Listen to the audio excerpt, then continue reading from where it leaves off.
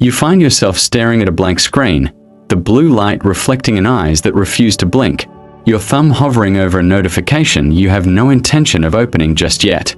Your breath becomes shallow, a quiet preservation of energy that no one in the crowded room notices, while you subconsciously count the minutes until the exit becomes a reality. The silence in your head grows louder than the music, a ringing hum that signals the internal battery has finally hit the red, leaving you a ghost in a living room. You trace the patterns on your palm, seeking a physical anchor to ground a mind that is already halfway out the door, drifting toward the sanctuary of a locked room. To decode the secrets of the quiet exhaustion, you must first enter the file, proving you are ready to witness the mechanics of the soul by joining our collective observation. Does the weight of the air change the moment you realize you are finally, blissfully, alone? They see a person who smiles at the right cues, someone who nods with perfect timing, and they label you as the reliable listener who never seems to run out of patience. The world calls you shy or perhaps just a bit mysterious, never suspecting that every polite laugh is a calculated withdrawal from a bank account that has been empty for hours. Underneath the pleasantries, a friction is building, a grinding of gears where the self you project begins to tear away from the exhausted spirit that just wants to stop performing. You wear the mask so tightly that even you forget where the costume ends, playing the role of the functional human while the wiring behind your eyes begins to spark and fray. It is a performance without an audience, a tragedy played out in the key of small talk, where every "how are you" feels like a heavy stone added to a growing pile. They compliment your composure, unaware that your stillness is not peace, but the paralysis of a person who is drowning in the shallow end of a very loud social pool. The friction generates a heat that no one else can feel, a slow burn that consumes the oxygen in your lungs until the very act of standing feels like a marathon. You wonder if they would still recognize you if the mask slipped, if the exhaustion etched into your bones became visible as a physical shadow across your face in the bright light. Society rewards the imitation of presence, so you give them the ghost of yourself, keeping the living part tucked away in a corner where the noise cannot reach or hurt it. The internal cost of this deception is a debt that collects interest every time you say yes when your entire being is screaming a desperate, silent, and final no today. We mistake the silence for emptiness, yet your silence is heavy with the debris of 1,000 unspoken words and the crushing weight of 1,000 forced and weary smiles. If you have felt the weight of this specific silence, you are not the only one listening to these words, and perhaps it is time to admit the mask is heavy. What happens to the light in your eyes when the person you are pretending to be finally runs out of things to say? Your brain is a sensitive instrument, a radar that never switches off, picking up the frequency of every mood, every sigh, and every unsaid thought in the crowded air. The mechanism is one of hypervigilance, a deep processing of social data that treats a simple conversation like a complex puzzle requiring every ounce of your focus. While others simply float in the tide of talk, you are mapping the currents, calculating the depths, and trying to stay buoyant while the waves of others' emotions crash. The amygdala scans for shifts in tone, reading the micro-expressions of a stranger as if they were a threat, burning through glucose like a fire through dry, brittle wood. This is not a choice but a biological blueprint, a hardwired sensitivity that transforms a coffee date into a high-stakes interrogation where the suspect is your own pace. The brain chooses this path to protect the core, building a fortress of observation that costs a fortune in mental energy, leaving you bankrupt before the appetizer is served.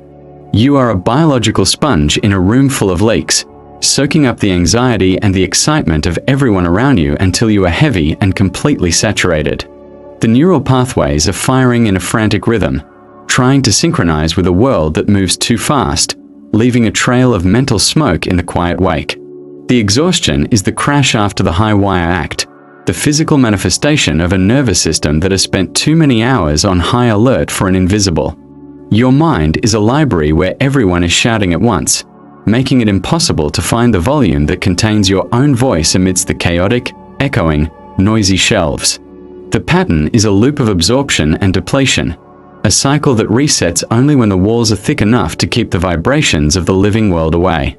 You are not broken. You are simply tuned to a frequency that most people cannot hear, making the music of everyday life sound like a deafening and constant roar.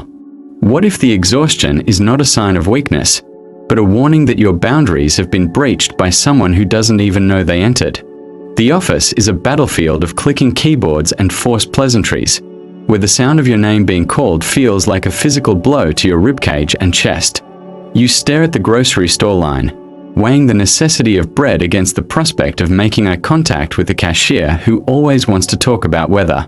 The phone vibrates on the nightstand, a glowing insect that demands your attention, and you watch it die, feeling a wave of guilt that is eclipsed by relief. In a heated argument, your words vanish, retreating into the basement of your mind while you stand frozen, watching the other person's mouth move without hearing a single word. You are at a party, leaning against a cold wall, nursing a drink you don't want, while your mind calculates the exact path to the door without being seen. The late-night text arrives, a simple question that feels like an essay assignment, so you put the phone face down and pretend the digital world has ceased to exist. A friend asks for a favor, and your heart sinks because you have no yes left to give, yet you say it anyway, feeling your soul go dark inside.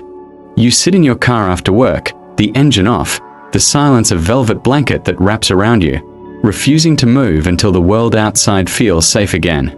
The dinner invitation sits in your inbox like a ticking bomb, and you spend 3 hours drafting a polite lie that sounds like a truth you can actually live. Walking through a mall, the colors are too bright and the voices are too sharp, making you pull your jacket tighter as if it were a suit of armor. You agree to one more drink, but your spirit has already left the building, leaving behind a shell that nods and blinks while the real you is home. At the gym, you wear headphones with no music playing, a desperate signal to the world that the open sign is flipped to closed for the foreseeable future.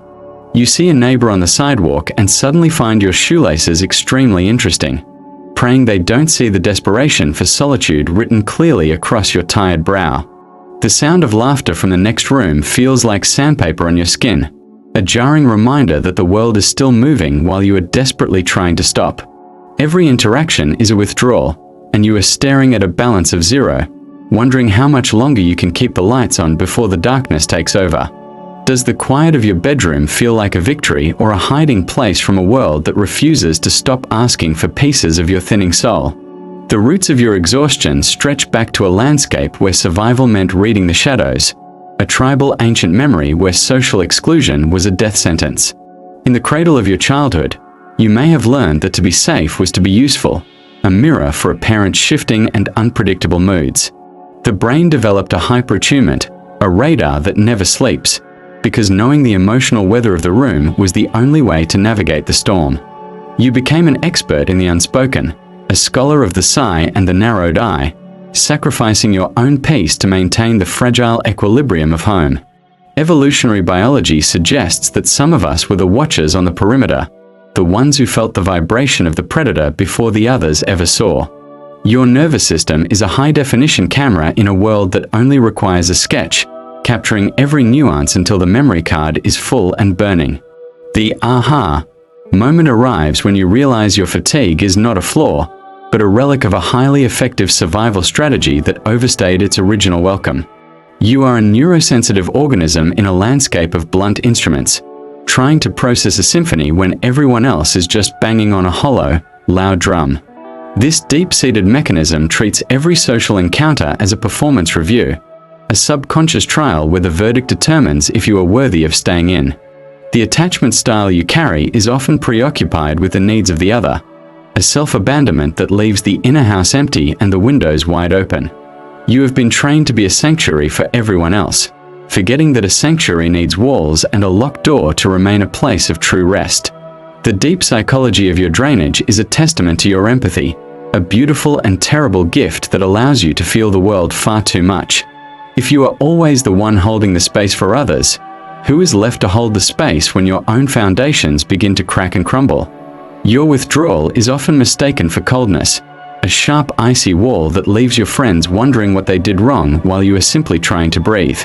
By absorbing the energy of the room, you inadvertently become a vacuum, pulling the air out of conversations when your battery finally hits the point of no.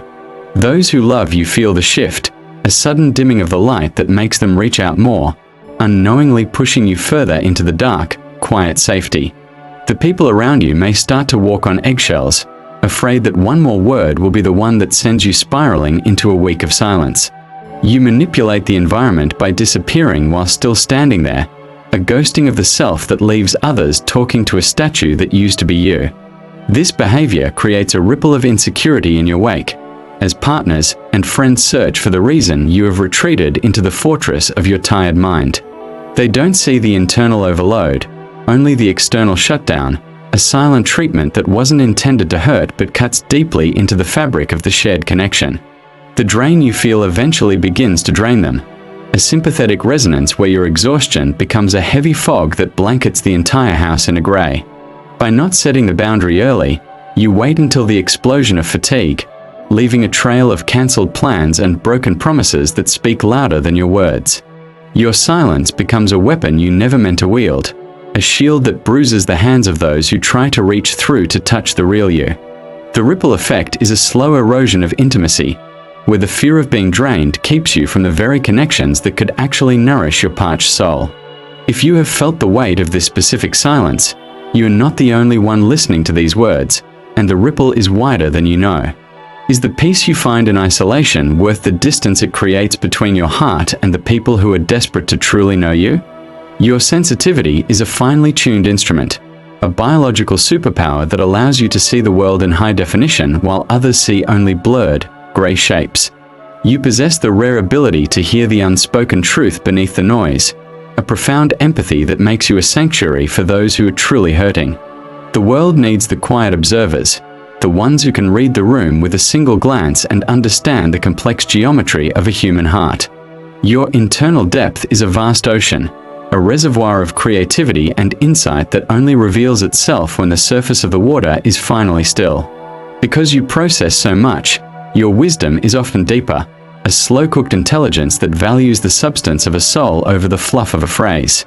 You are the guardian of the quiet moments, the person who notices the small beauty that everyone else rushes past in their frantic, loud, and messy lives.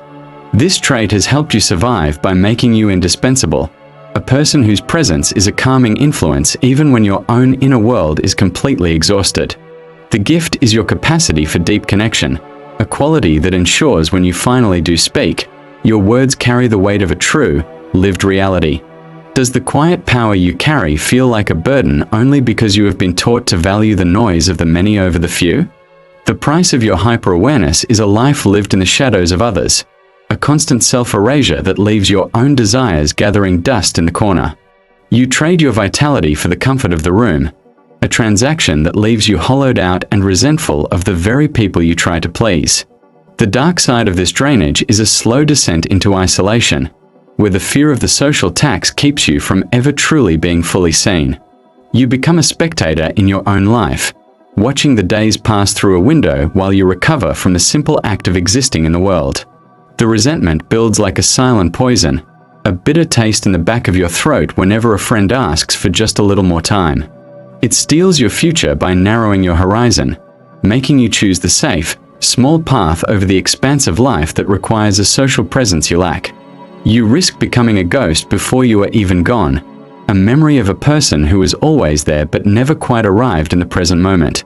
The exhaustion is a thief that takes your passion and replaces it with a desperate need for a nap that never seems to truly end. What if the cost of your silence is the slow disappearance of the person you were actually meant to become before the world grew so loud?